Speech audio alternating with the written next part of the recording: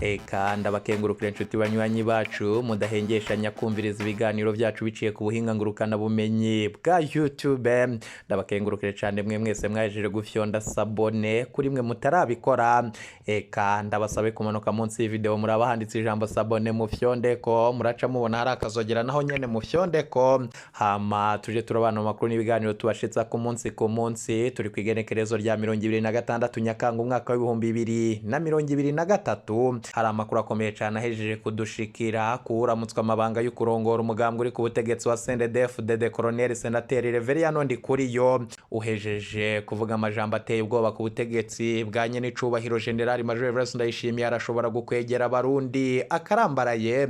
Biruko mu nyuma zuko mu yandi makuru akomeye cyane ahejeje kudushikira umurwi CNDH ngo bugiye gusubira kugabanywa amapete. Mwibiganiro byacu kandi turaza gushikira ku makuru akomeye cyane avugwa muri Republika Iharanira Intwaro Rusangi ya Kongo. Eka tudatevye dutangurire ku butumwa bwo kwica bwatanzwe na Colonel Senateri Reveriyano Ndikuriyo. Amakuru akomeye cyane ahejeje kudushikira nuko muri komine Kabarore imbonerakure zavugije urwamo rw'amafirimbi bariko bariyegeranya kugira ngo bitegure inama y'isaha 11 z'igitondo yagirishijwe n'umunyamabanga mukuru w'umugambwe CNDD-FDD kuri uwo wa kane. Abanyagihugu bo muri zone Rugazi muri komine Kabarore bavuga ko bafise amakenga bivanye n'ijambo rya Ndikuriyo na bamwe mu banywanyi b'umugambwe uri ku butegetsi ntibemera itegeko ryatanzwe n'uyo muntu akomeye.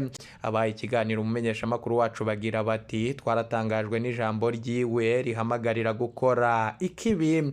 Yasavye abanywanyi b'uwo mugambwe kwica imfyisi hagasigara intama. Abagumya banga badashaka kwishora mu kibi babandanya bavuga ko yabategetse kwica batemera karangamutima ka CNDD-FDD. Babandanya bagira bati Colonel Senateri Reveriyano Ndikuriyo abo yise imfyisi nabanze kwinjira mu mugambwe CNDD-FDD. Intama n'abanywanyi b'uwo mugambwe bemera amategeko y'uburongozi ko bwa Reveriyano Ndikuriyo arongoye uwo mugambwe. Abarundi bose bategerezwa kuba abanywanyi b'umugambwe umwe gusa wa CNDD-FDD. Abatinjira berekana ku mugaragaro ko batari mu nzira nziza ku bw'amasoko yacu ikabarore. Colonel Senateri Reveriyano Ndikuriyo yarageze naho ategeka ko abigisha bogira inama ijanye n'akarangamutima ko wahoze ari umuhari w'abaroberi mu ntumbero yo kwigisha abanyeshure intsinzi y'umugambwe uri ku butegetsi. Kuva habaye ihirikwa ry'ubutegetsi ryaburijwemo mu mwaka wa 2015 ku muhisi umukuru w'igihugu nyene icubahiro Petero Nkurunziza, uwo munyamabanga mukuru w'umugambwe CNDD-FDD yamye ahamagarira abanywanyi b'uwo mugambwe wiwe kwica abo batavuga rumwe nawo canke abanywanyi b'uwo mugambwe badashiririye. Uwo yabwiye urwaruka rw'umugambwe uri ku butegetsi ko ibidakenewe kwiga amashure maremare. Yavuze rimwe gusa ko yemeye gutanga amafaranga kuzo kwica uwahoze mu gisirikare ca leta muri Nyakanga mu mwaka wa 2019 igihe yari umukuru w'inama nkenguzamateka. Colonel Senateri Reveriyano Ndikuriyo yatanze amafaranga kuzo kwica kaburimbo. Mwijwi ryafashwe yemeza ko yemeye agashimwe k'imiliyoni 5 z'amafaranga y'amarundi hafi 2500 vy'amadolari y'ico gihe. Dutegerezwa gutahura ko umuntu umwe adashobora guhungabanya umutekano w'abanyagihugu bose, ategerezwa gukurwamo. Hasigaye kubaza Imana ko ari icaha gukingira intama zayo. Ku kibazo c'umutekano w'igihugu vyose birashoboka, niko Ndikuriyo yari yashikirije. Uwo yavugwa ni Pascal Niganza batazira kaburimbo yiciwe mu rugo rwiwe ruri muri komine Mutana mu ntara ya Bururi ubumanuko bw'Uburundi muri Ndamukiza umwaka wa 2020. Hari n'abandi bantu babiri bicanywe nawe. Polisi nico categetse congera kiranacungera ifubwa ryaba inyuma yo kubica. Mu mwaka wa 2016 Reveriyano Ndikuriyo yari yemeye miliyoni 5 z'amafaranga y'amarundi kuri uwo wese yo mumuzanira Manirabona canke yapfuye. Inzego z'umutekano zikeka ko uwo yahoze ari umusirikare guha indaro no gukoresha imyimenyerezo abagumutsi. Mutana n'akarere mu burere buke bwagize imyiyerekano yo kwiyamiriza iringo ca nyuma ciyamirijwe c'umukuru w'igihugu muhisi nyenicubahiro Petero Nkurunziza mu mwaka wa 2015. Mu bundi butumwa bwo mwijwi, Colonel Senateri Reveriyano Ndikuriyo umaze kuba igihangange ngaha mu gihugu cacu c'u Burundi yarumvikanye ariko ahamagarira kwica abanyagihugu bo mu makaritsiye yo mu gisagara c'ubudandaji ca Bujumbura bari biyamirije ico kiringo bagizwe ahanini n'abatutsi. Yari yitije ijambo ryari ryakoreshejwe n'abahutu bo mu Rwanda imbere y'ihonyabwoko ryakorewe abatutsi muri ico gihugu mu mwaka w'1994. uwo yagirizwa ivyo yamenyesheje ko habaye gutahura nabi ivyo yavuze, biruko mu nyuma z'uko makuru akomeye cane adushikira ajanye n'agateka kazina muntu mu Burundi. Umurwi CNDH ngo woba ugiye gusubira kugabanywa amapete. Intumwa idasanzwe ya ONU ijejwe gutanga amakuru ajanye n'agateka kazina muntu mu Burundi ntigomba gusubira kumva havugwa CNDH, umurwi ujejwe agateka kazina muntu. Kubwo mutegetsi wa ONU, CNDH ngo ntikiri umurwi wigenga kandi ataho wegamiye, ngo wategerezwa gutakaza ikibanza ca mbere, ikibanza gitangwa na ONU ku mirwi yerekanye ubwigenge hagereranijwe n'intwaro ziba zihari. Inama y'agateka kazina muntu yaragize kuri uyu wa gatanu ikiganiro n'intumwa idasanzwe ku bibazo vy'agateka kazina muntu mu Burundi. Fortine Getenzongo wakaba yerekanye ko ivy'uwo murwi w'u Burundi waranguye ari bibi. Abanyagihugu b'u Burundi bakiriye gute ivyo bitangazwa na ONU? Ubutegetsi bw'u Burundi bwobwo bivuga kwiki? Uburamutswa amabanga y'ukurongora uwo murwi waratangaza iki? Abamenyesha amakuru bacu baracabitororokanya, ibizadushikira tuzabibashitsako ido nido. Biruko mu nyuma z'uko muri Repubulika Iharanira Intwaro Rusangi ya Kongo kunyinyurana hagati y'umukuru w'igihugu Felix Antoine Tshisekedi na M23 vyibonekeza ko bititeguriye guhagarara. Kuri uyu wa gatatu wa 20 Nyakanga umwaka wa 2023, umukuru w'igihugu ca Kongo nyenicubahiro Felix Antoine Tshisekedi yatangarije niyo ruke ko atarotaganira n'abagwanyi baye mu 23. Uwo murwi wowo usa n'uwuguma kwibonekeza gusumba ku ruhande rwawo. Eka noneho tubashitse ko ya makuru akomeye cane ajanye nayo twababwiye ko mu biro vy'umukuru w'igihugu no muri Etat Major inzira kwirasha. Eka tubareke mwumviriza umumenyesha makuru wacu niyaheza turaza kugaruka tubashitse ko andi makuru akomeye cane avugwa irya nino ngaha mu gihugu cacu c'u Burundi. Ni mumwumvirize. Hagiye gukurikira iki inyuma yaho Gervais Ndirakobuca yagiye gusinya decret ikora mu mabanga umukuru w'ibiro vy'igisirikare General Prime Niyongabo? Hagiye gukurikira iki inyuma yaho General Prime Niyongabo yamaze kumenya ko yakuwe mu mabanga kandi atakishimiwe n'umukuru w'igihugu? Hagiye gukurikira iki mu gihe Reveriyano Ndikuriyo yasavye abantu kwica? Turaza kubigaruka ko ni ijambo rikomeye cane Reveriyano Ndikuriyo yashikirije aho yariko arasaba abanywanyi b'umugambwe CNDD-FDD kwica. Muraza kuvyumviriza muri ano makuru kandi turaza kugaruka ku bidasanzwe vyabaye mu ngendo umukuru w'igihugu yagize, ari naco catumye amara indwi zibiri hanze y'igihugu, icari camujanye ndetse n'ibintu biteye ubwoba cane vyoba vyararanzwe muri urwo rugendo. Muraza kubikurikira muri ano makuru twavyegeranije. Ngizo inkuru tugiye guca irya nino amasoko yacu mu gisirikare ndetse no mu bihangange mu bicocoro vy'umugambwe CNDD-FDD. Hari amakuru atandukanye bagiye baraturungikira, vyose twavyegeranije kandi twabitunganije, muraza kuvyumva. Turafise vyinshi rero mwaragiye muranyegezwa. Wifuza kuraja uba mu wa mbere bashikirwa n'amakuru n'ibiganiro mwene nk'ibi, urafyonda kuri subscribe ukanabisagiza abagenzi bawe kugira bamenye ibyo biriko biravugwa irya nino mu gihugu.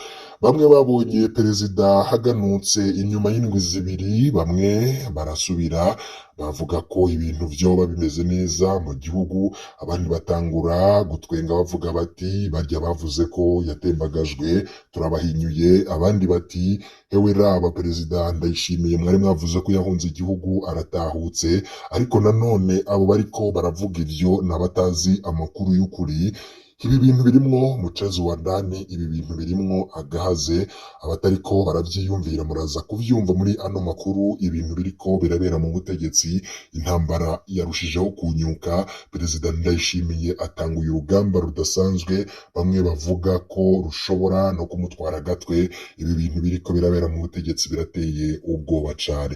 Imbere yuko rero tuja mw'idonido canke se tunababwira ibindi vyinshi cane birabana nibi vy'umukuru w'igihugu ndetse n'intambara yiwe hagati na yiwe n'ivyo bihangange birimwo Gervas Ndirakobuca yanse gushira umukono kuri dekret ikura mu mabanga Prime Niyongabo, birimwo intambara ya Prime Niyongabo yamaze kumenya ko yakuwe. Ibi vyose birerekana ko igihugu indongozi zo mu nzego zo hejuru ziriko zirahangana. Tugarutse rero kuri ino nkuru, bati akanyoni katagurutse ntikamenya iyo bweze, niyo mvugo ikoreshwa n'isoko ryacu mu biro vy'umukuru w'igihugu ku bijanye n'ingendo umukuru w'igihugu ariko arakora hirya no hino ku isi. Uwo mutegetsi yabanje kwibutsa ko kuva mu mwaka 2015 gushika mu mwaka 2020 umukuru w'igihugu w'ico gihe Petero Nkurunziza atigeze asohoka igihugu bivuye ku kungene ikiringo ciwe cafashwe n'amakungu nk'icahunyanze amategeko, vyatumye inshuti n'abagenzi b'u Burundi nka bose bahagarika imigenderanire myiza yari igihugu c'u Burundi cari gifitaniye no Burundi. Yavuze ko abarundi ari ivyabona ku ntumwa zitari nke zarungitswe zivuye hirya no hino ku isi ziza mu Burundi guhanura Nkurunziza guheba umugambi wo kwitoza mu mwaka 2015, ariko ntivyahagaze. Bivuze ko amajambo yahavugirwa nubwo atasohowe mu binyamakuru atarahumuriza, ahubwo hari abo yagenda akomerekeje ku mitima kugeza aho abari abashitsi bagenda bashavuye cane ko babwiwe amajambo y'agasuzuguro kandi ari abakuru b'ibihugu vyiyubashe. Gutyo rero nabo baraheza bagashikana ubutumwa kure, arivyo vyavuyemwo ibihano igihugu c'u Burundi cafatiwe. Ngo ibihano Burundi bagafatiwe bivuye kuri ico kiringo ciswe ica gatatu ca Nkurunziza ntivyashotse bigira ingaruka ubwo nyene, ngo ahubwo n'izi ngorane abarundi bariko barabona uwu munsi. Amakuru dufise avuga ko kuva Evariste Ndayishimiye ashikiriye ubutegetsi yagerageje gusigurira abahora ari inshuti z'u Burundi we ko afise ico aje guhindura mu vy'intwaro, agateka kazina muntu n'ivy'imigenderanire mu bihugu ivy'imigenderanire mu gihugu, ariko biranka ko bizera ivyo Perezida Ndayishimiye yama yavuze kuko babona ko ari amajambo atajana n'ingiro. Vyabaye ngombwa ko umukuru w'igihugu ahaguruka akaja gusigurira imbonankubone izo nshuti z'u Burundi kugira abamara amakenga, ngo ariko ikibazo cagumye kigaruka.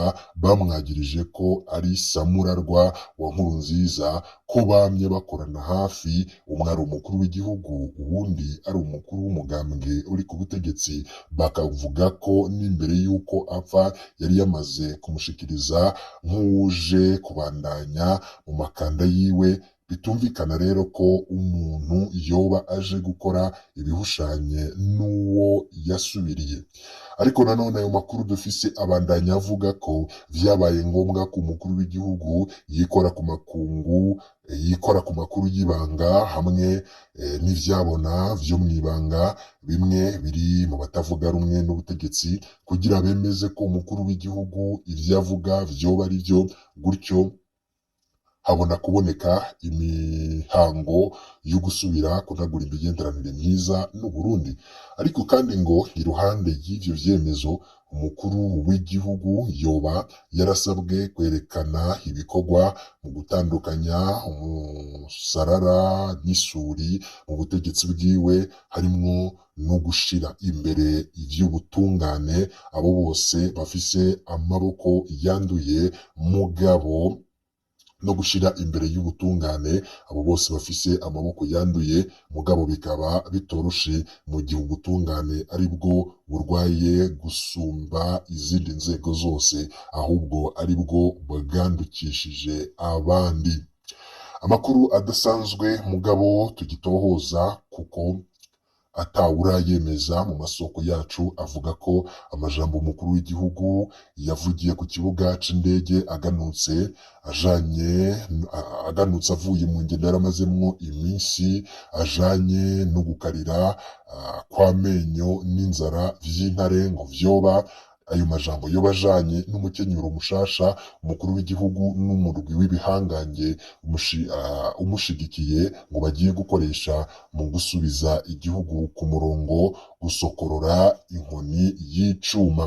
Amakuru adasanzwe mugabo tugitohoza kuko atawurayemeza mu masoko yacu avuga ko amajambo umukuru w'igihugu yarayavugiye ku kibuga c'indege aganutse ajanye no gukariha kw'amenyo n'inzara vy'intare yoba ajanye n'umukenyero mushasha umukuru w'igihugu n'umurwi w'ibihangange umushigikiye bagiye gukoresha mu gusubiza igihugu ku murongo gusokorora inkoni y'icuma.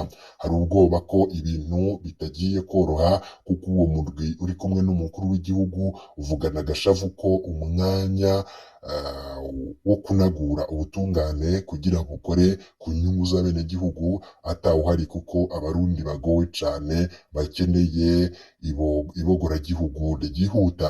Amakuru y'ibanga avuga ko icatebeje umukuru w'igihugu hanze yoba yariko arasaba ibihangange kw'isi ko vyoraba hejuru kuko ingingo zigiye gufatwa mu gukiza Uburundi kuko hari abo zizokanga, akaba rero ari ibintu vyatanguye gutera ubwoba cane.